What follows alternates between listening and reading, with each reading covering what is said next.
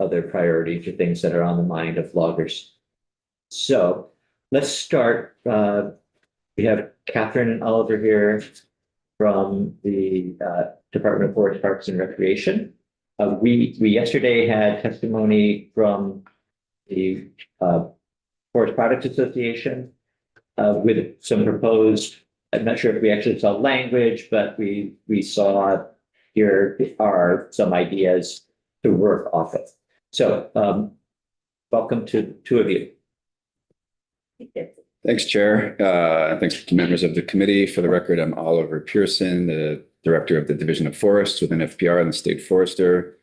It's great to be here. Introduce yourself. Yeah, Catherine Servideo, I'm the Forest Economy Program Manager with FPR. So we're happy to have this opportunity to speak about the Wood Products Manufacturers Permitting Report. This is a technical subject, so I actually prepared some remarks to hopefully avoid error. This was a very important undertaking, and we're pleased that the committee has expressed interest in hearing from us about this. So as you know, Act 181 charged the Land Use Review Board, the board, in consultation with FPR to essentially elaborate this report, to convene a stakeholder group on how to address the Act 250 permitting process to better support wood products manufacturers and their role in the forest economy, examine the Act 250 permitting process, identify how that process, including the minor permit which had been introduced, has been working and whether there are shortcomings or challenges, and also look at the permits that a wood products business would have to obtain to either operate, establish themselves, expand at the municipal A&R level and Act 250 level, how that process was going, and if there's any efficiencies or streamlining that could be done, or even come up with an alternative process for wood products permitting to support this sector. So this was a significant charge for a legislative report, and I'll just start my remarks, which are short, by saying that FPR and the Land Use Review Board really worked hard and took a very thorough approach throughout the development of this report to get input from the sector, from affected businesses, to get expert input, and try to come up with meaningful and impactful recommendations. Catherine will talk more about this process, but it involved review of permits that have been issued over the years, surveys, phone interviews, stakeholder consultation meetings, many discussions between FPR and Land Use Review Board staff and other experts, and lots of drafting. And with all that effort, I would say that the report that the Land Use Review Board submitted with our input addressed some of the aspects of the legislative charge thoroughly, and others, I would say partially. We'll get into more about that. Importantly, the report puts forward 10 recommendations that we'll group into 3 categories, and Catherine will go into this. Act 250 rules in line with the report's mandate and potential statutory changes. And so we believe that these recommendations, if fully implemented, will make the Act 250 permitting process for wood products manufacturers and other forest economy businesses a bit easier and hopefully reduce barriers to expansion and installation of new businesses. I will say that there's some important nuances regarding elements of the recommendations in the report where there's ways to phrase either statutory changes or ways to focus in on certain aspects of Act 250 permitting, where FPR has clear priorities, which were incorporated in the report to varying degrees. And what we'll try to focus on in our presentation is make it clear what our priorities as FPR are for potential statutory change and revisions to the Act 250 permitting process, really to achieve the objective of the study, facilitate wood products manufacturers permitting. As I said, we hope that this report will lead to some statutory recommendations and changes. I know there's some drafting underway by the Land Use Review Board already, and we're going to be working with them on that. And we look forward to working with the legislature and this committee on that task. We're very lucky to have Catherine, who's not only a licensed forester and a forest economy expert, but also worked as an Act 250 permit analyst. No, I was compliance. She was part of the Act 250 machinery for a while. And so she really has the perfect mix of skills to address the committee on this subject. So with that, I'll hand it over to Catherine. Yeah, and I apologize. I don't use Zoom very often. Need technical assistance. Let's do this. Put it in presentation mode. You're not alone, Kat. I always. I just asked Catherine. Yeah, go ahead. So Catherine, just on your bio, we just heard that there were Act 250 sort of navigators to help with permitting. There you go. And so there's also a team of compliance. Yeah. Specialists too.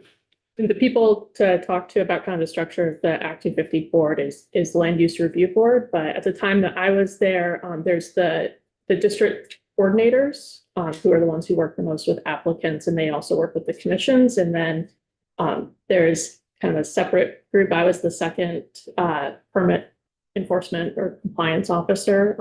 They now have two. Before me, there was just one, and now there's two. So they work with kind of everybody. Statewide. Okay, we made it. Do this. No, that should, There we go. So I do the, just now the down arrow works. Yeah. thank you. Thank you. I apologize for technology challenges. So I wanted to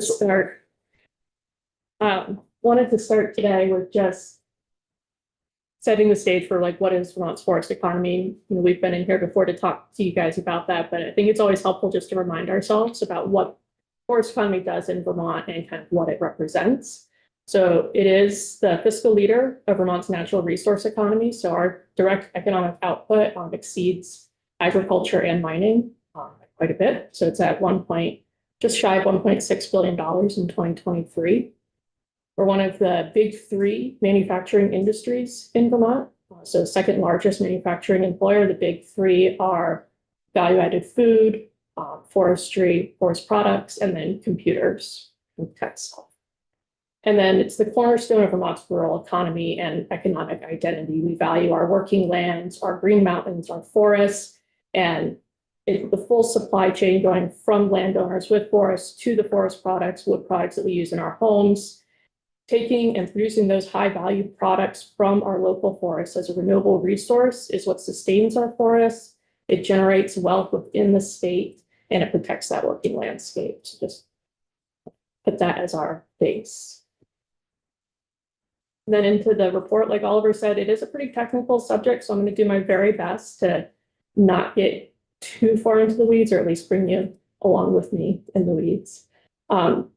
So the report had a pretty specific but broad legislative charge. So it was to look at how permit process could better support wood products manufacturers and their role in the forest economy.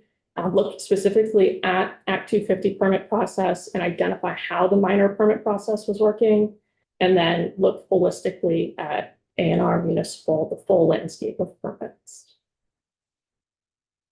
So before the Land Use Review Board was sat, I started work to kind of set up how we would go about creating or looking into this stuff. So the methodology that once the Land Use Review Board was in place, we worked together to finalize and tweak. The big question that came about was really looking at how that minor permit process was working. You know, they were pretty focused on Act 250 specifically, like how is that working? Are there things that could be improved, or are there recommendations that can come out of Act 250 permit process for wood products manufacturers? So we did look at our past reports and strategic plans, including the Forest Future Strategic Roadmap. We did a broad survey of Act 250 permit holders just to understand general perceptions and experiences with the Act 250 permit process. And then we did an in-depth review of wood product manufacturing permit files, looking both at applications, the back and forth communications with coordinators and the applicants, and trying to understand what that process was like as they were going through it. Like Oliver said, there's 10 recommendations, and they are kind of grouped into different categories here. So first is that applicant assistance. So the fact sheet and supplemental guidance that the Land Use Review Board is working on. They are also looking to create program training and workshops for the sector. So that would be for both their staff to understand the sector, but also for applicants to understand Act 250. And then the A&R Planning Office would be offering permit coordination and support. And then they are looking to advocate or promote the permit specialists, other tools like the Permit Navigator or ombudsman to support applicants. Senator Nelson? the ombudsperson, that would be somebody that would help them skate through the Act 250 permit process? I don't know that I say quite like that. I think the ombudsperson is more of a neutral party, not just the coordinator or the commission that can help them navigate.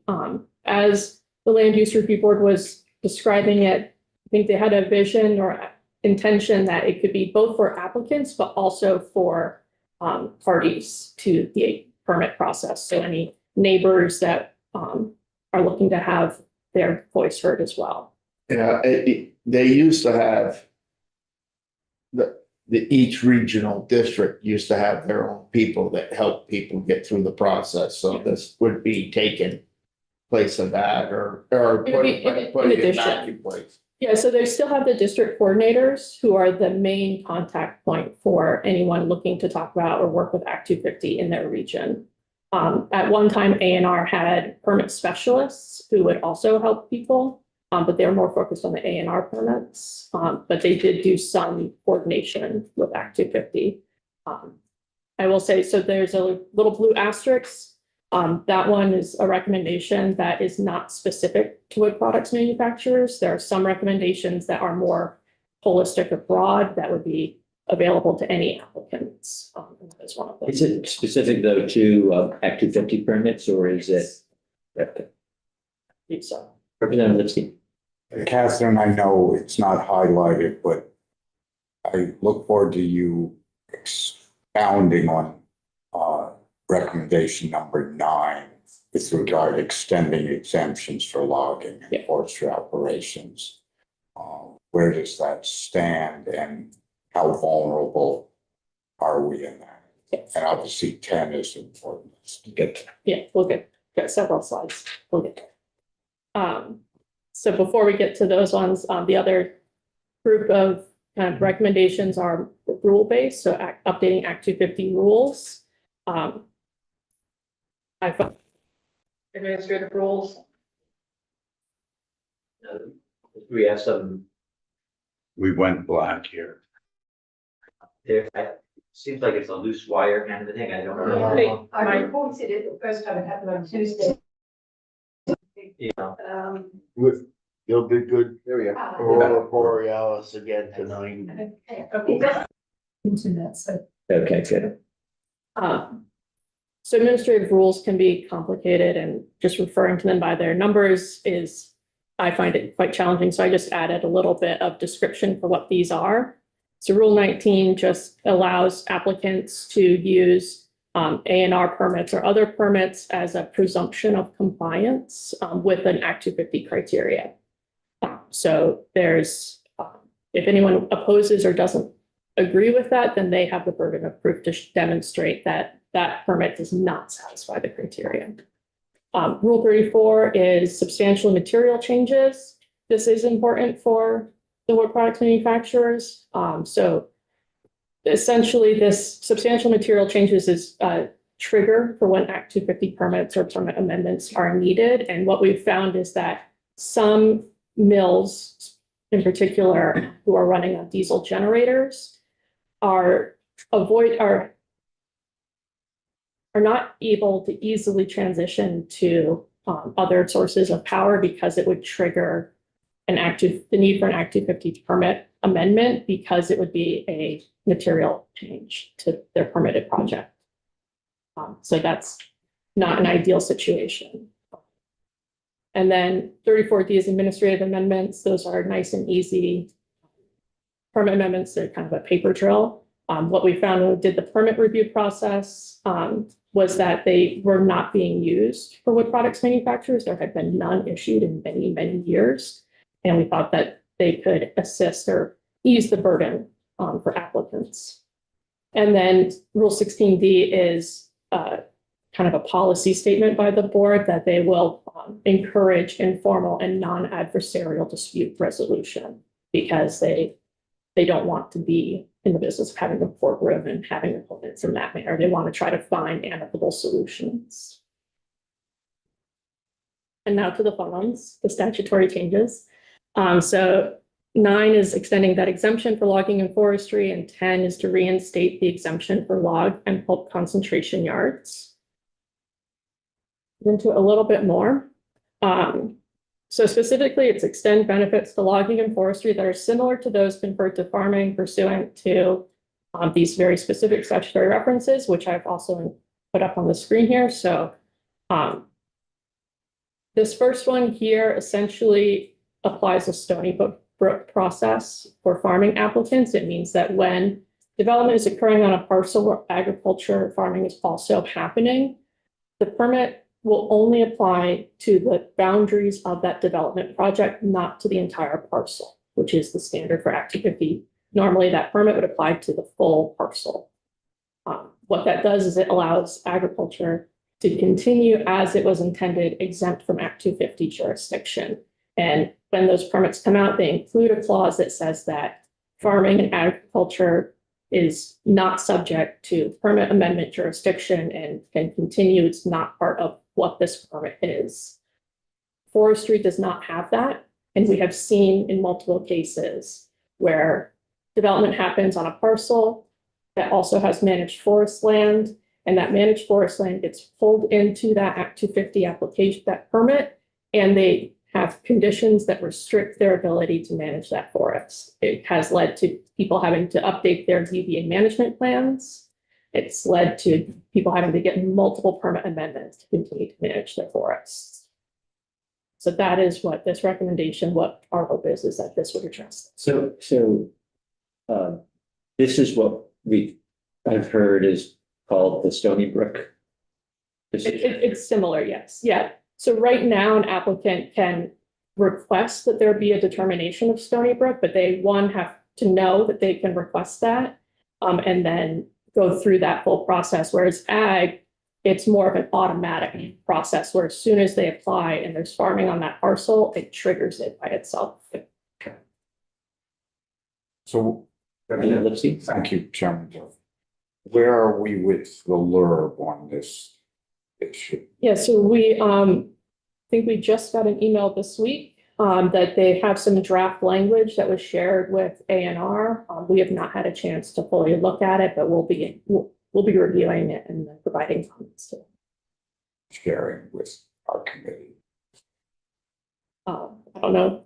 Yeah, the hope is that the LURB board members and staff are working on this, and the A&R reps led by Billy Coster in our planning office with input from FPR can come to agreement on a set of statutory recommendations, statutory reform recommendations that are derived from the report, particularly these points 9 and 10, and then present those to committees. Probably this one would be a point of departure.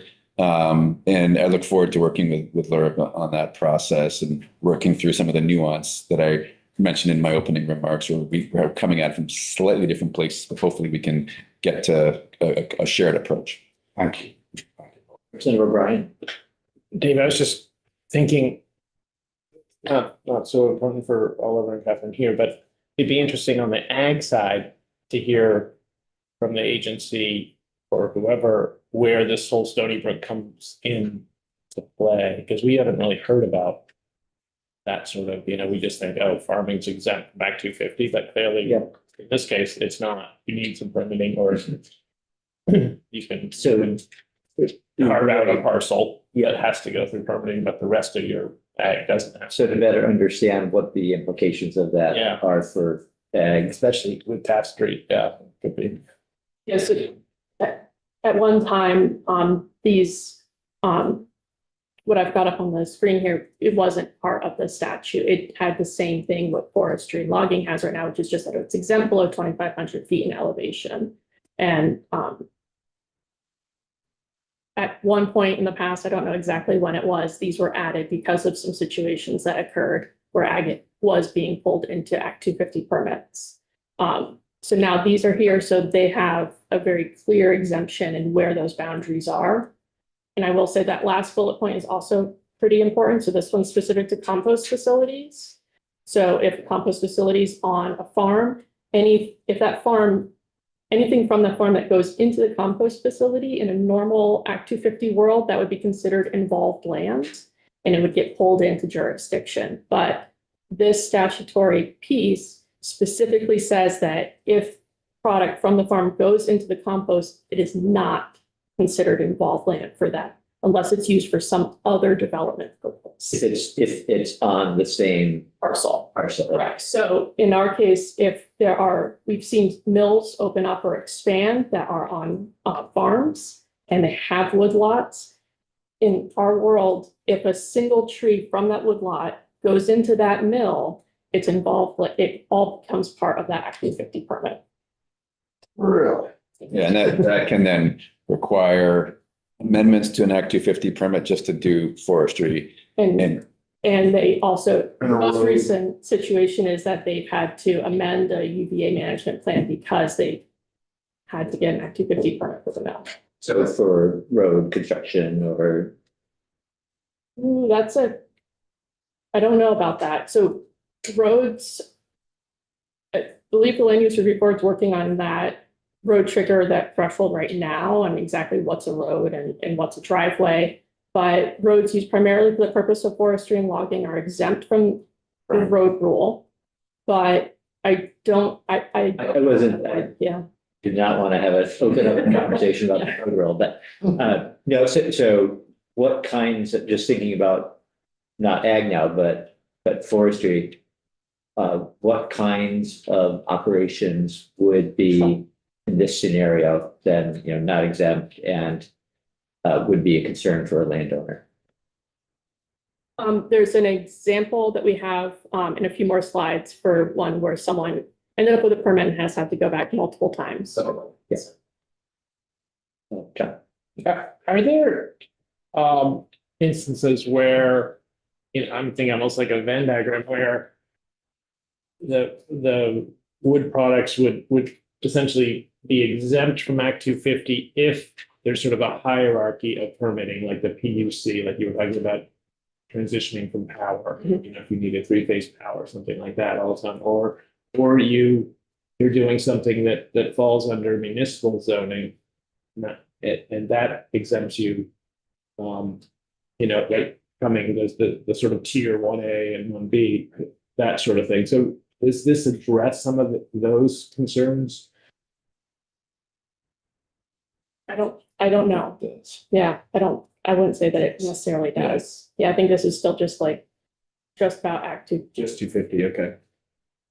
You can read in the report, there's I think, an interesting section sort of deep in the report that says, here are some ideas that we considered but aren't recommendations. Because on balance, the group that was working on the report found them to be somewhat problematic. An example is, hey, an exemption for a wood products manufacturing business that had 10 acres or less of disturbance, or a parcel size of 10 acres or less. Maybe if it's that small, doesn't need an Act 250 permit because it's not a significant development. For various reasons, we decided not to advance that as a recommendation, but that type of idea was discussed, and I think that sort of addresses maybe what you're thinking about. But this, I think the report in itself doesn't provide recommendations that would address the idea you brought up. Yeah. Representative Nelson, I'm good. Representative Burton.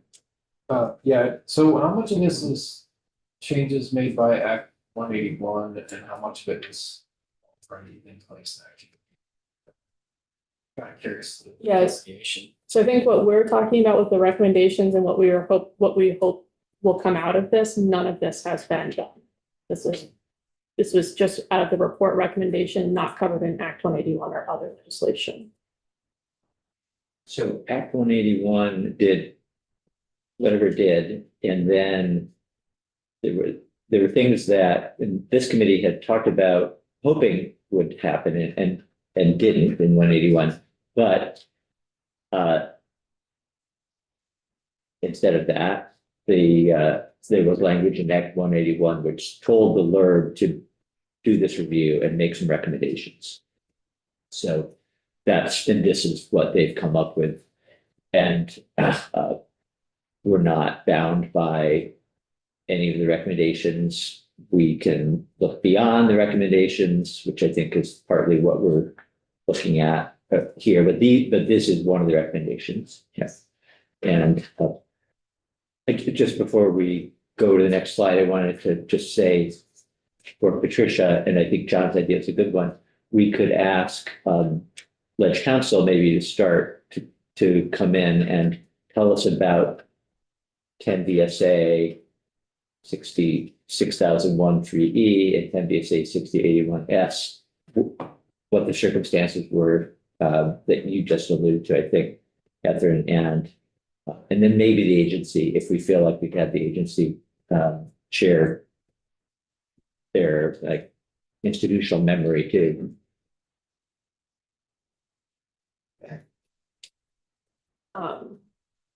And so then this is just the last 6081 S is just that no permit amendment is required for farming.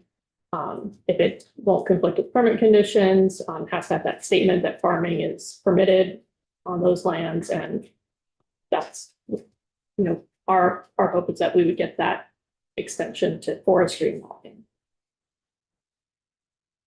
And then log and pulp concentration yards. This recommendation is just to reinstate the exemption that previously existed. Just a little bit of background because it's a little confusing.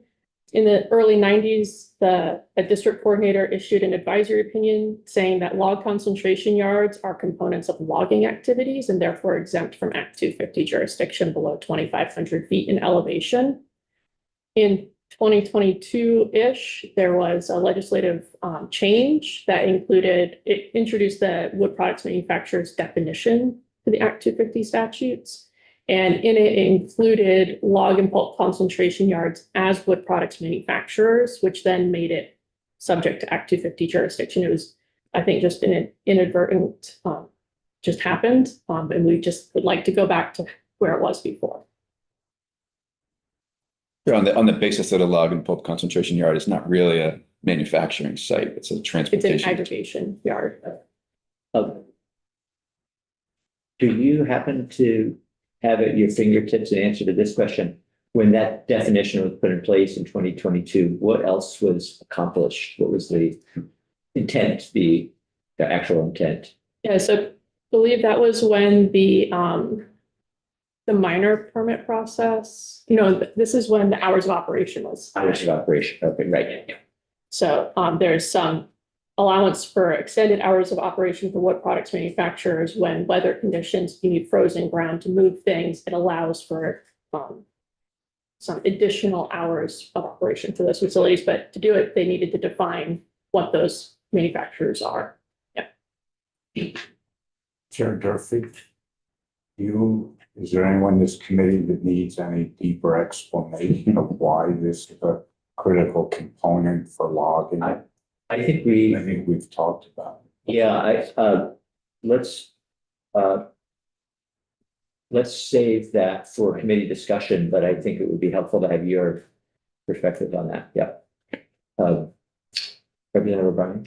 I just wondered, has there ever been discussion or does it come up that the sort of forest economy equivalent of on-farm accessory businesses, or is it, because I can see you're sort of getting into this if you were somewhat, you had a sawmill, but you also were selling the sawdust or you're making chips for composting, that sort of thing. So, and there might be a conflict with, one part's not, that is exempt from permitting and the other isn't. So I wonder just at a PR, is there discussion about that, or has it been a potential conflict? We haven't specifically talked about that. I do think that farm businesses can be pretty different. For a lot of mills that are on farms or on parcels, they may be using logs that are coming from their woodlots, but they're also buying in logs. And that is often, I think, where those farm stands or accessory on farm businesses are a little bit different, where they frequently are primarily selling what they're producing there on the property. So kind of by definition, I guess, a sawmill is going to be bringing in outside stuff. So the next few slides are more specifically about like our priority recommendations coming out of the recommendations of this report. So back to number 9, which is to extend those benefits to logging and forestry. Our priority is that any proposed statutory changes from this recommendation need to address the amendment jurisdiction and permit conditions that impede forestry operations or conflict with department approved forest management plans. Must also address, sorry, just reading the language there. So you feel that the recommendation, the language in the recommendation doesn't quite go far enough? Correct. Well, I think it's a little bit, there's some nuance that isn't entirely captured in the recommendation, and it could be written in a lot of different ways. I think this is just what our priority to see any language coming out, we would want this in there. Okay. And then this is an example. So the screenshot there, it's taken from the Act 250 database. I did that yesterday. In the 1990s, there's a landowner that had received an Act 250 permit to subdivide. They had a more than 1,000-acre parcel. They subdivided it into 5 lots. They still own that 1,000 acres. There's been one house, one single-family home built, I believe, in this time. Since getting that subdivision permit, the landowner has had to get at least 4 permit amendments for forest management. The parcel, this particular parcel, is enrolled in use value appraisal. It's also part of Forest Legacy, which means that there's a conservation easement on it that both the department, US Forest Service, lots of government agencies have put their eyes on and approve of. This is a parcel that is being managed at the highest levels, but they still have to go back to Act 250 for a permit amendment when they do forest management. And I think this is really kind of the example of what we're trying to address. So when they do forest management, does that mean when they're doing some logging? Yes. And so then if they're gonna do some logging, they need to get an Act 250 permit. And they have to satisfy all 32 or whatever it is criteria. Either a permit or a permit amendment. And so, Yeah. you know, when Ledge Council was in here on the subject earlier in the week, and she sort of confirmed that logging and forestry are exempt from Act 250. But what this shows is, practically speaking, there are elements of an Act 250 permit that impede forestry operations as under the current text. And therefore, I think, referring back to the text on Catherine's last slide, what we would like to see is statutory reform so that this type of, you know, additional permitting responsibilities just to do good forest management is somehow removed from the responsibility the landowner must undertake. Representative Nelson. So, number 3, the third permit down was a subdivision for 10.1 acre lot for single family. So you wouldn't say that shouldn't have Act 250 review. It's just the logging component changed from salvage to clear cut. Does that be under the forest management plan, which is under review? Just like if we change practice on in agriculture, we're under the RAPs. Yes. You're under the AMPs. AMPs or UVA management Yeah. plan, which is approved by a licensed forester and a Yeah. county forester. Yeah. Yeah, there are a lot of rules and regulations and practices that govern forest management in Vermont. We've got AMPs, UVA, heavy cut. There's lots of eyes on these types of activities. So it really is, that's what we're looking. So of the 6 permits they had to get up there, really the way you envision it is perhaps 2 to sell the 2 lots, and then the subdivision of the 9 acre, 92 acre. Yeah, the 2 subdivisions, that's clearly within Act 250. It's when it's the forest management that's getting roped into it. That's where we like to see some change. Representative O'Brien. There must have also been additional costs because this required 5 forest management plans with 5. Like if you have a contiguous, say, forest and you cut it up into 5, you know, lots, does each one need its own special forest management plan? It depends. So it really can depend on what the forest is like, what the landowner objectives are, and what the forester's doing. There could be like one overarching plan and then individual kind of harvest or operational plans. But I do know that when permit amendments are involved, often there are lots of questions, and it's entirely possible that a landowner may need to pay for additional hours from their consulting forester to answer some of those questions or provide additional details in order to get that amendment. This just sort of is making me thinking that we have the 2,500 foot rule, and it doesn't prevent logging from happening above that elevation. You just have to go through the permit process. Yeah. Yeah, and I will say the entire parcel is below 2,500 feet in elevation.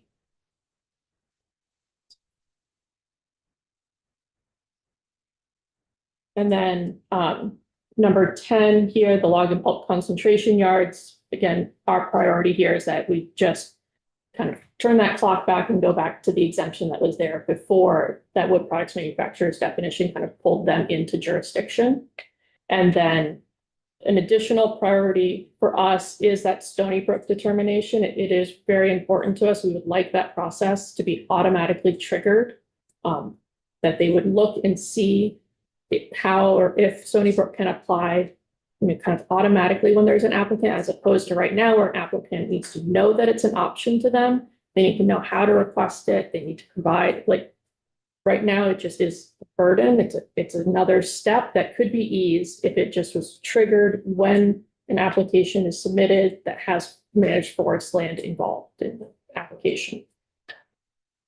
So how does, looking back at number 9 and the recommendation there, if we were to move ahead with that and align forestry operations with agriculture, would we need to have this last step done also?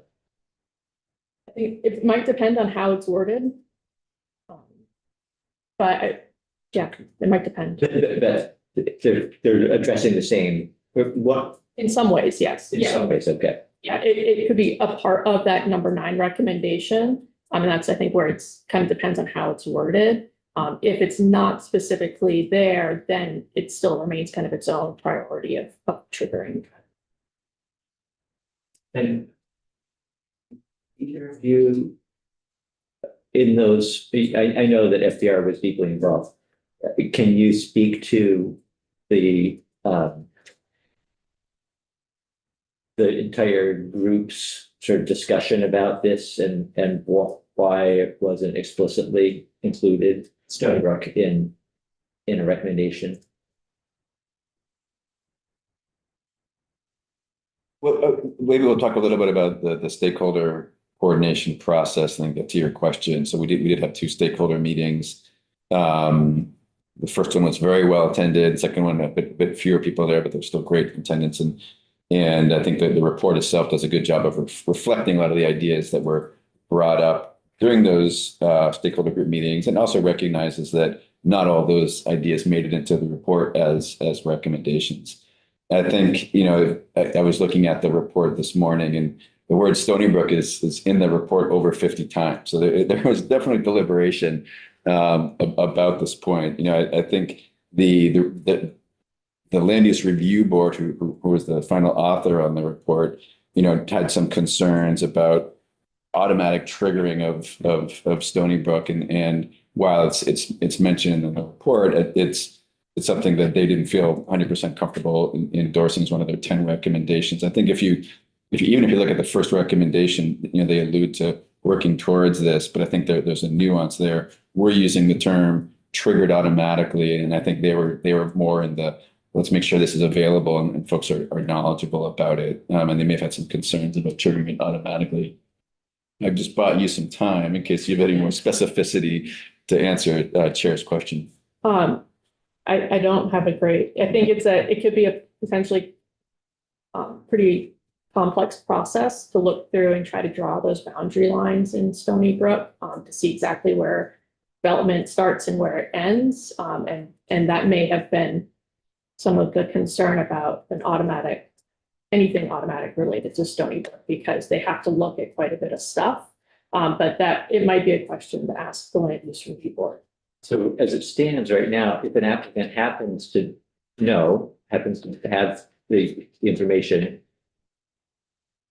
the applicant can request this determination, and then it's up to the district to decide whether or not to allow it.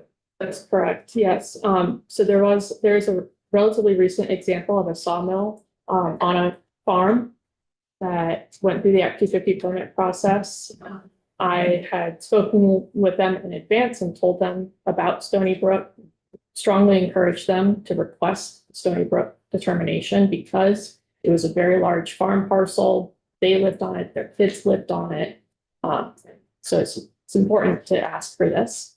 And they did. And so some of the farm did get excluded from Act 250 jurisdiction, but they do have a substantial woodlot and they do occasionally harvest on that property and they bring those logs to their mill. And so all of their woodlot got included into the Act 250 permit and they did have to make a change to their UVA management plan as a result. And when you talk like this example of, you know, a farm with a mill on it, are these like, could it be a portable mill with a building above it, or are these more traditional sawmills as we know? This is a true sawmill. Okay. Yeah, so I think it probably started with like a Lane sawmill. It's not a portable, it's not a wood miser. This one's a sawmill, it has a structure over it. But we do see people with portable sawmills that are under, hoops, hoop structures. When does that then become a permitting question? It could potentially, depending on the circumstances. Because of the structure. John, Or the sales, or there's lots of ways that they Okay. might look at it. Do we know anything about how, do we have any data on how often Stony Brook was requested and then how often it was granted? I don't know about that. Yeah, it's possible that the land use review board might be able to. Okay, but that didn't come up It during. did not, no, it wasn't something we specifically looked I at. guess I'm a little, so anyway, it sounds like for whatever reason, there wasn't unanimity around the idea or it would have been explicitly included, but I'm a little confused because it does feel like number 9 as written generically would include what we're talking about here with Stony Brook. I mean, I think when it's something, when you read the report, what number 9 says is extend these exemptions, but then there's 2 caveats that the Land Use Review Board felt strongly about. So that says, extend these exemptions to forestry and logging similar to ag at elevations under 2,500 feet. But then here comes the 2 caveats, provided existing permit conditions for permitted projects limiting tree cutting to address Act 250 criteria are not invalidated, and provided tree removal limits are available conditions for future projects to address Act 250 criteria. And LURB had some reasons for that. And so we had some pretty healthy discussion around that. And I think this was a compromise to get there. But I think that there are elements of why the Land Use Review Board staff felt that those caveats were important that we think could merit from some further discussion. For example, they cited some of these permit conditions protect deer wintering areas. And it's true, there are deer wintering areas within forestry lots that are important to protect. But Agency of Natural Resources with Fish and Wildlife and FPR working together, we think have other ways that we were successfully regulating deer wintering areas and protecting them inside of Act 250 permits. And an Act 250 permit, which is focused on development, may not be the best way to protect deer winter habitat. It's kind of like, is that the appropriate tool here? Or is there a more efficient tool within the Agency of Natural Resources to do that? So that's why we'd like there to be, we felt that there's some further discussion, but in the interest of compromise and getting that language into the report, we ultimately signed off on it, knowing they would have the opportunity to discuss this with committee in the future. Thank you for reminding us of that language. What other? Oh, go back, yeah. Other questions? Happy to answer any other questions. Okay. Thank you very much. Thank you. The opportunity. We're gonna ask Dana, I think, next then. Dana from blogging. Is there going to be some legislative statutory language So coming our way? from- Yeah, my just, I'll say what I've been thinking and how would you know otherwise, what I've been thinking. that once we've heard the testimony that we're going to take that now, we just heard, I think Dana's going to speak a little bit to this topic as well, and then we've invited Sam Lincoln to come in. I think we're also going to ask some of the other stakeholders who may have, different take on the recommendations to come in, and then put together a committee bill. Okay. And I know that just as with the other topic that we're working on, some of the stakeholders may have language that they share with us as their input to that process. So, good morning, Dana, and welcome back to the committee. Thank you. I guess we haven't had you in this calendar year. Not yet. All right, I've got my presentation. Let's see if I can figure this out. While you're trying to figure it out. This. Connections at the moment. I know you're in the meeting. The public and the committee can also find Dana Duran's presentation on our webpage. Yeah, continue to share. Okay, And yeah, you've got it. Perfect. I'm there. Okay, we made it. All right. I think we're on. Okay.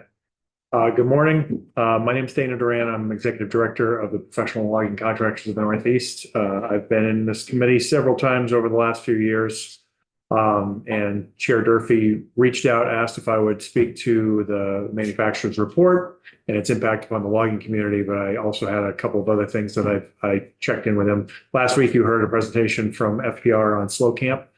So we are the contractor on that program. So I thought I would add a little bit more color to that presentation. They did a wonderful job on some details and thought I would just add a little bit. I'm not going to be redundant. And then I've also got something for the consideration of this committee. Perhaps if you do put together kind of an omnibus bill that might be of consideration for you. I'll talk about markets, et cetera, and what's going on. So I'll try to be as brief as possible. I know I have a half an hour, so if we go, a little long, that will probably be okay, but try to keep it to within half hour. Appreciate that. So again, just background on our organization. So we are an educational nonprofit started in the state of Maine in 1995, represented timber harvesting contractors there, expanded in 2023.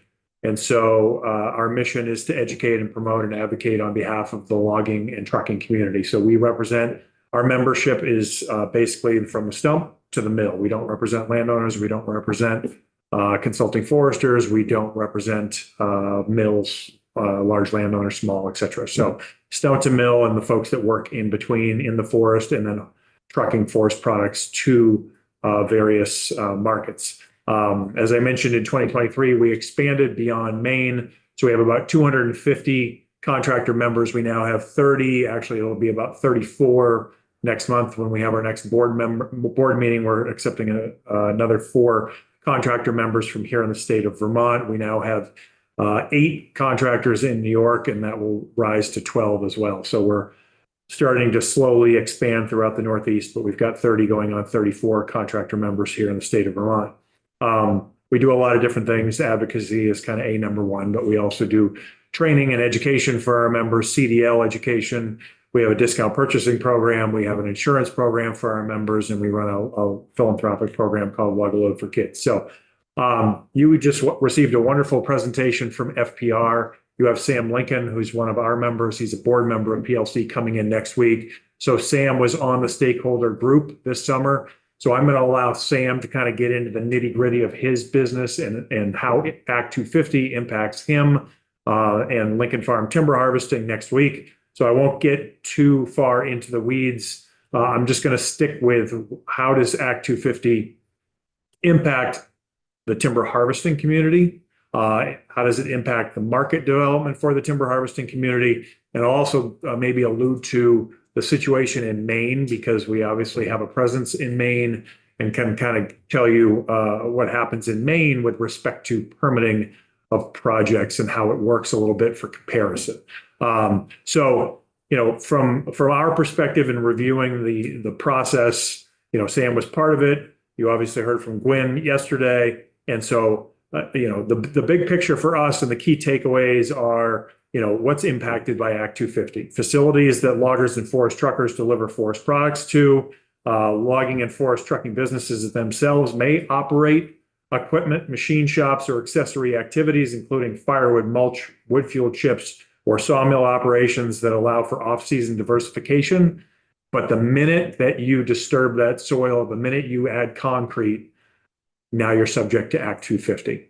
So that's where the rubber hits the road and where it becomes very complicated. Forest, as you just heard from FPR, it's that dilemma of below 2,500 feet and the parity with the agricultural community that I think is the rub with our community. And I'll give you a pretty good example of, why this is so complicated and why, on the one hand, and again, I'm getting a little ahead of myself, you can do certain things with farm that include forestry that are exempt. And then when it comes to logging and or the development of markets, you can't. So again, I'll get to that in a moment. I'm also on the tier 3 stakeholder group, as is Gwyn. And so we are going through that process with respect to the tier 3 situation as well. So let me kind of cut to the chase. I'm going to stick with the asterisk pieces behind me that you see up on the screen that we want to see change, that were potentially referenced in the report, but don't necessarily get to the point of making recommendations on actual change, whether that's statutory or rule. So number 1, review and pursue update of Act 250, Rule 19. So let me just move my screen here so I can see this. So current A&R permits can be streamlined and reduce duplicative review. So we'd like to see allow applicants to submit ancillary permits after an Act 250 approval takes place. Right now, you have to have all of your other permits taken care of before you can move forward. Why can't you do both at the same time? So that's number 1. Going to number 5, and you just heard about this from FPR, Act 250 permits should not impact routine forestry practices or permitted parcels. There is no direct link between Act 250 reforms and the Vermont Forest Future Strategic Roadmap. So in statute is the roadmap process. In statute is a clear declaration from the legislature of what needs to be done. I'm on the Forest Future Roadmap committee, but yet there's nothing that links the two together. So, you've got the wood manufacturers report, it has some recommendations, but how does that mesh with the strategic roadmap? I think that's something that has to be taken into consideration, because if we're going to move forward with a strategic roadmap and we don't have Act 250 reform, we're basically cutting off our nose to spite our face. Number 7, so restore clarity and exemptions for log and pulp concentration yards. Again, and that says years, that's a typo. You just heard from FPR, so I'm not going to belabor that one. But the last one, that parity situation. So I'll give you the example that I referenced.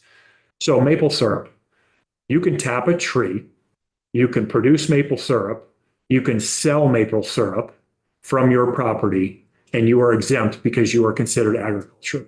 The moment you cut that tree down and want to add value to it, you're now subject to Act 250. So just think about that for a moment. So that same tree, you're exempt on one hand, but you're not on the other. And that's what's limiting growth. I'll say something further, and I mentioned before, the state of Maine. So the state of Maine doesn't have anything like Act 250. It has local zoning, so you have local permitting. And then if you have stormwater discharge, you have to go to the state for a DEP stormwater permit, if necessary. You may have to go to the state DEP if you have an air discharge situation and you have to get an air permit. That's it. So effectively, what Act 250 in Vermont is doing is forcing Vermonters to send their wood elsewhere to add value. You want to get into a climate discussion, you want to talk about diesel fuel and movement and transportation and markets and value add and forest economics. That's effectively what Act 250 is doing, is it is forcing Vermonters, especially loggers and truckers who produce wood, to look elsewhere for value-added manufacturing. So I guess if I'll finish with a point and summarize all of it, not having the same exemptions as ag is effectively what it's forcing this community to do. It's discouragement.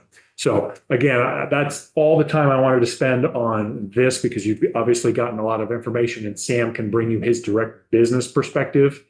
But that's the example I wanted to kind of set here with respect to below 2,500 feet. Representative O'Brien? And then anecdotally, are there cases where one of these operations gets the right Act 250 permitting, but then is stopped by A&R permitting, or vice versa? You know, they have the A&R permits, but then Act 250 says no. Well- They're not really, if you get one, it's not a green light to the other, right? So currently you have to have your A&R permits before you can go through Act 250. Okay, yep. So it's one before the other. Before you could, That's correct. okay. So Act 250 is effectively saying you have to come in with all this other work done, prepared, finished, expensed, investment, et cetera, before we'll even consider But it. no guarantee. you'll But get- no guarantee. Okay, yeah. So, having the ability to, I guess, dual track would be a change in the right direction. I mean, obviously from our community, Act 250 is obviously egregious to us because I mean, again, you heard 2 years ago, some of you were here 2 years ago, we had Heath Bonnet come in. So Heath, HB logging, he has a logging operation, he lives in Vermont, but he also has a mulch yard. Jed, do you remember? Kirby. In Kirby. Yeah. So Heath came in, he has a mulch firewood operation. He had the firewood operation there first. He had no concrete. So he was literally just running his firewood operation. Because he didn't disturb the soil and put a concrete pad in, he could do that without an Act 250 permit. He wanted to add mulch, so buy in pulpwood to effectively grind up into mulch, but he needed a pad in which to put that on. So because it was 3 acres, he had to go through an Act 250 permitting process. It cost him $250,000 in 3 years to actually get that Act 250 permit, literally just to put concrete down to run a mulch operation. So that's where the rubber hits the road of exorbitant expense and investment. And, he could do business in New Hampshire in a heartbeat if he wanted to, but he lives in Kirby, and that's where he had his firewood operation. So that just gives you another example. And the concrete is not in a flood.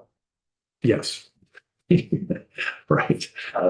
Representative Nelson? So he was trying to create a market for low value timber Correct. and add value to it, which would help his neighbor loggers. And that's, Lessening the need to burn fuel on low value timber. Of which there's about zero market for now, am I correct? not zero, but they're certainly very constrained, and I'll get into that in a few minutes about what's going on right now. So. So anything else on the wood manufacturers report? Again, I don't want to be redundant. You've heard a lot of testimony, some great points. FBR did a wonderful job. Gwynn did a great job. And so I just wanted to add that situation from the logging community. And again, you're going to get Sam in here next week. Thank you. But yeah, one should move on and then we can circle back at the end if there's Okay. time and more questions. Yep. So, all right. So let me talk about, we're going to switch gears to slow camp. So last week, you had FBR, Dave Wilcox and Oliver were in to talk about slow camp. So I'll just give you some success highlights, filling in the gap from last week.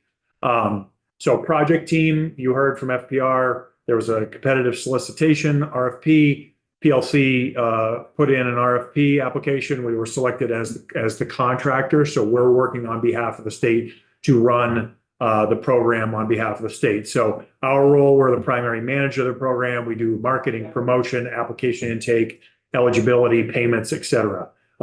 Field operations, we have a team of foresters who we contract with, who are out doing the kind of application review, site inspections, both before and after the work that is done. And it's a strategic collaboration with Forest Parks and Recreation. And I think it's really been a tremendous opportunity for us to work with FBR. And I think the work product will show, and I'll get to that in just a second. So first I want to talk about how we've developed awareness of the program for the community of logging contractors who would be eligible to take advantage of it. So we've conducted social media. It's generated nearly 70,000 views through Facebook and outreach, 870 link clicks during the program launch back in July. We've done direct outreach. We've maintained a consistent communication with a dedicated list of about 500 contractors, centralized resources on our website. We have a landing page that acts as a one-stop hub. That's what the website looks like if you were to go to it. It's hosted on the PLC's website, but that's effectively, if you looked up Slow Camp on and just type in a Google search for Slow Camp, this is what you would find, and that's where it's hosted, is on the PLC site.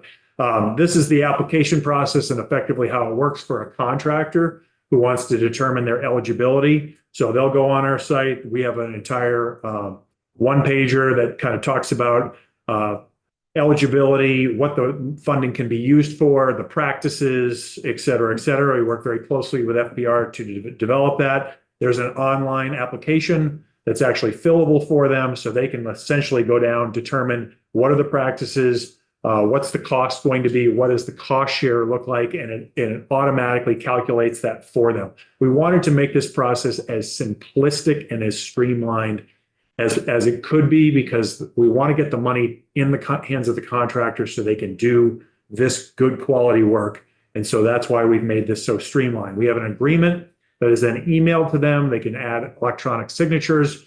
We can get it done very quickly. And then effectively the practices essentially determine whether or not it requires a forester inspection or not before the work can begin. But they can get going almost immediately once that contract is signed. And then once their project is completed, they then can receive the rest of the money, and they might have to have a forester inspection. Representative Nelson. What was the cost share? I saw at the end you get 25%, but what was the total cost share in these projects?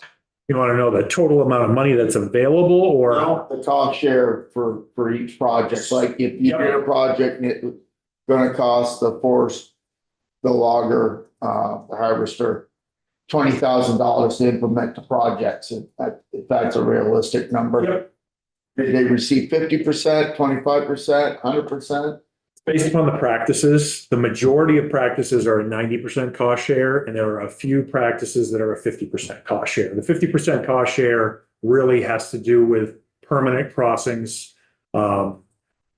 In some cases, if there's a permanent bridge that's going to be installed, so there's going to be a benefit back to the landowner over decades, that's where that 50% cost share comes into place. But the majority are 90%. Like seeding down the landing, seeding down roads. It's all 90%. Putting in the water bars. Correct. All 90%. Correct. Thank you for that. And each again, you heard this last week. So a contractor can apply for up to $30,000 per project, and they can apply for up to 3 projects. So a total of $90,000 if they so choose over this pilot project. Oh, over how many? 1 year, 2 years? So the original program was designed for 1 year. So it started in July of 2025. It's supposed to close out June 30th of this year. There's still about half the money available. So we're working with FPR, and I think they talked about this last week about a potential extension.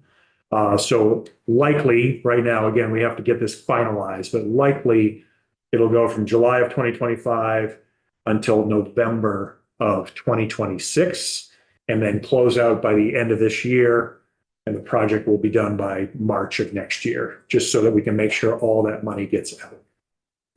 All right, as a pilot. And this money isn't used on state lands, or? We talked about that briefly. I think you said you had your own. We're using it on private lands, Private town land. lands Yeah, primarily. yeah, down by, yeah. Yep. So standards-based reimbursement is what it essentially is. Quality first. We pay for the installed practices that meet the state standards rather than requiring contractors to track every individual receipt. Again, it's about speed, but accountability at the same time. It's a reward performance. The system rewards high-quality work in the woods rather than administrative capacity, and it aligns environmentally. The reimbursement structure ensures the actual outcomes happen. Representative O'Brien had a hand up there. Dana, just quickly, do any of the standards in Slow Camp run afoul of permitting with Act 250, ANR, or municipal bylaws? Because they're sort of above, what's required in a lot of ways. So I'm just thinking, if you had a yard and you put in a really nice road from a class 3 road to that yard, and armored it to some extent, does that, whether it's the upcoming road rule or some municipal by? It certainly could. And again, it gets into that Stony Brook exemption, and it certainly could, without a doubt. Yeah, it's a case by case basis, whether there's an Act 250 permit already in place. Or if it requires an Act 250 permit, none of this is going to happen until that's done. And I'll get into that time continuum looking forward. Thank you. In a moment, as we project forward for this committee's consideration. And I know FPR kind of mentioned future funding last week when they were in. All right, real outcomes. So, and all the photos you see here are actually from Slow Camp jobs. So everything before you, this isn't stuff that we just made up and added in nice, pretty color photos. These are actual projects that have been constructed as a result of Slow Camp funding. So operational resilience, the program increases workable days by reducing wet weather shutdowns, sediment risk, achieves tangible protection through hardened approaches, stabilized landings, and compliant stream crossings, and long-term stability, building roads to much higher standards that will withstand weather events.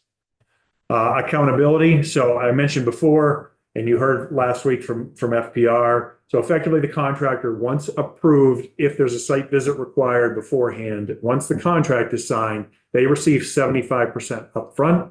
Then the project takes place. And once the entire project is closed out, meaning the logging job is completed, the closeout has been completed, then they can submit for that final 25%.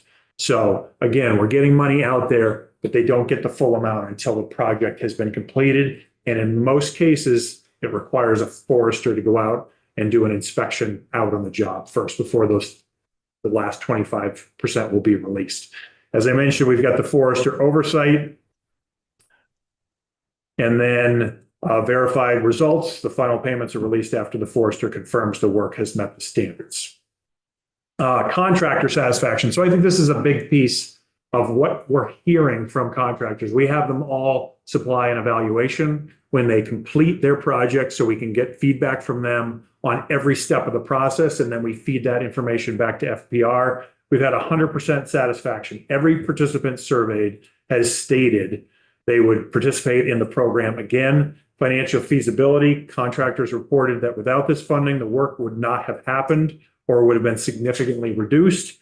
And then staff support. The highest ratings and evaluations were given to PLC's responsiveness and the practical guidance that's been given by the field foresters during the entire process. So I think it's a win-win all the way around.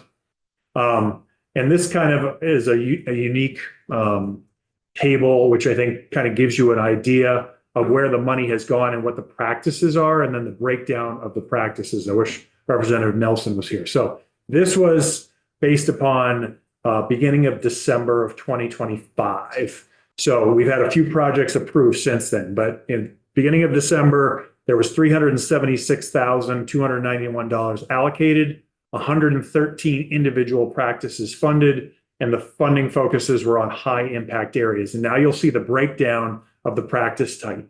75% of the total funds spent was on hardening truck roads, 13% on skid trail improvements, including water bars, corduroy, et cetera, 8% on temporary stream crossings, and then the last 4% was on permanent stream crossings. So this gives kind of a good visual breakdown of where the money is going and the types of practices that have been impacted by this. Obviously, the truck roads and landings is the biggest area. And I think that is where the greatest wear and tear during a log job, during trucking. That's where the money's going. And I think in the long run, that's probably the exact place it should go. Because in order to armor, a landing or to produce an adequate road that's up to speed to haul 100,000 pounds, to enter that site, you need to do that pre-work. And that has always been the problem that the contractor has to make sure that's done correctly. They have to make sure the AMPs are installed, but there generally is no funding available from the logging situation to actually do that work. So they're eating all of it. And I think this has been a great example of kind of the upgrade in practices as a result of the funding. Very nice slide, by the way, Dan. I will give credit to our staff for producing that, and frankly to AI. Yeah. We can talk later on that one. So, all right. So lessons learned. I think this is my last slide on slow camp. So managing variability, logging, as you've heard in this committee for the last 3 years, highly sensitive to weather, market shifts, landowner decisions, factors that are often outside of the contractor's control, increased flexibility. So we've talked about potentially going to a 2-year horizon. Right now, the way this program is run as a pilot is effectively we had 1 year to start and finish. And in most projects, they could have as little as 2 months because the funding right now under contract has to be out the door and contractors have to be completed with their work by June 30th of this year. So they could apply in May and have to finish their projects by June. So again, the timeframes are quite short and very limiting. So if it does get funded, if this committee decides to support further funding in the future, having a 2-year continuum so that someone could plan, they can work with a landowner. If the markets change, if the weather conditions change, they have more flexibility in which to utilize the funding. So that would be a tremendous change going forward, but it's not something that has to be done in statute. It can be done literally by FPR. But just again, it's when that funding has to be available and used. Operational sequencing, so that multi-year window enables better sequencing of pre-harvest preparation, maintenance, and final closeout. So looking ahead, I think, having that sustainability of funding, moving from a pilot to an ongoing funding situation, that's the purview of this committee. I know Oliver was in last week, talked about potentially 600,000 as a great starting point. That could be a starting point. I would probably advocate for more because if it's going to be over a longer continuum, you want to be able to impact more projects. And if it was a biennial appropriation, so to speak, I think that money has to be a little bit larger in order to impact over a larger time continuum. So I'll say that on the record. Continuous improvement, future phases should refine practice standards and expand that forester capacity to meet strong contractor demand. Obviously, the more people know about this, the more use it's going to get. So it's going to require further forester capacity and then proactive resilience. Slow camp helps loggers stay productive while meeting high environmental standards under increasing climate constraints. So I think that wraps up my slow camp. Right. Just quickly, who in most cases would the verifying licensed forester be? Would they be the county forester, or could it even be the sort of UVA forest management plan forester who would verify the work? Currently, right now, we're contracting with consulting foresters. So the consulting foresters who can obviously do the UVA plans, that's who we're working with. We have 3 on contract with us, and they're meeting the needs currently. I guess it's up to FPR going forward what design model they want to employ. I don't know the capacity of the county foresters. Again, that's a question for them, for their It's consideration. interesting that you're contracting right now. We are. Yes. With the enforcement part. Yep. They're doing enforcement evaluation and they're working with the contractors on implementation. Yep. Just for Representative O'Brien. The foresters they've contracted are very experienced, really teams on forester. I'm going to have to ask at some point, and I honestly don't know the answer. Does the governor's budget include new funding for this program? Anybody know? I can answer that question. No, the governor's budget does not include additional funding for slow camp. I think the governor recognizes this is very important work and decided to focus on other priorities in government, and the budget will be submitted to the legislature. Any other questions before? I know that this is not, it looks like the last slide, but if not, so. One last one. Okay. Any other questions on Slow Camp? What was it, the budget for it? Originally, the original budget was, there's $1 million that was appropriated by the General Assembly 2 years ago. And effectively, small amount for master logger practices, small amount for admin at FPR. You've got the contracted amount to PLC to do the administrative work, and there's about $700,000 available for contractor practices. Yeah. Yep. All right. Almost on schedule. So last thing I wanted to bring to you, which is not the purview of this committee, but I would have you consider it. And let me just preface this by saying markets. So you had me in December to talk about the impact of tariffs and what's going on both with contractors with markets because of tariffs and also with equipment. So I sit here today and saying we're not in a much better place. We probably could argue that it's worse, even in just a month's time. So last week, there was a company in Maine called Pride Manufacturing that announced they're shutting down and moving all their production to China. They make Lincoln Logs, which we all are probably familiar from our childhood with Lincoln Logs. They make cigar tips, and they make golf tees. It's a hardwood mill. There are a lot of Vermonters who rely upon that mill to send white birch. They're shutting down, I think, effective April 1st and moving all of their operation to China. So that has occurred. They announced that at the beginning of last week. Number two, Sappi has not made a full announcement yet. Their wood room had another fire this week on Tuesday, which impacts their ability to chip wood. It's not the end of the world, but what the major announcement is going to be is that their number one paper machine, which they just invested $500 million in, is not going to run until June because the order that they thought they had for that machine did not come through. So what that means is all long distance wood, unless it moves through a fiber supply agreement, in this case, it's Weyerhaeuser in Vermont, they will not be buying any hardwood pulp. So just kind of telling you what's also happening out there. So anyway. Explain who Sappi is. Yes. Yeah, Sappi is South African pulp and paper. They're in Skowhegan, Maine. They also have a manufacturing facility in Westbrook, Maine. They consume 2 million tons of wood a year when they're at full production. So Sappi buys a lot of wood from Vermont.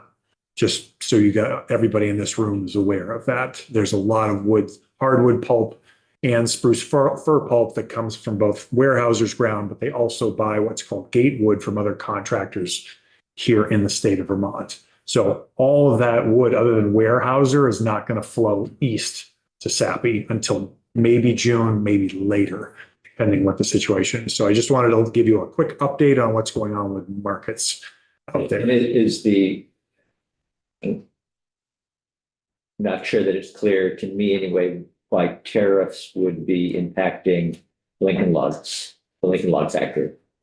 Well, the tariffs went away great question. So the situation with tariffs, basically when tariffs were announced, there were going to be tariffs on China. China stopped buying all hardwood exported. Now the tariffs have gone away on China.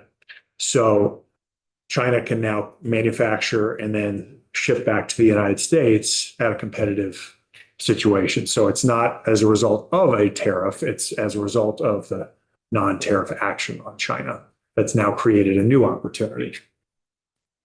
Is there tariff on technologies being exported to China? No. There are no tariffs on Chinese goods back and forth right now. Yeah. So that brings me to my last piece just for consideration of this committee. So H85, an act relating to the taxation of vehicles used for forestry operations. So this is Representative Lipsky's bill.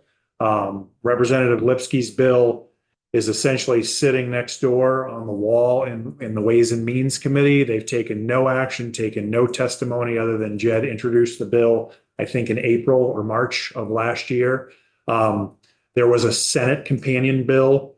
I believe it's Senate Bill 46, introduced by Senator White that was considered in Senate Transportation. It made its way all the way over to House Transportation and is now sitting on the wall there. There are two pieces to that bill. It's effectively a tax exemption on truck and parts associated with trucks used in the logging industry. It's a tax exemption on both new used trucks and trailers as well as parts.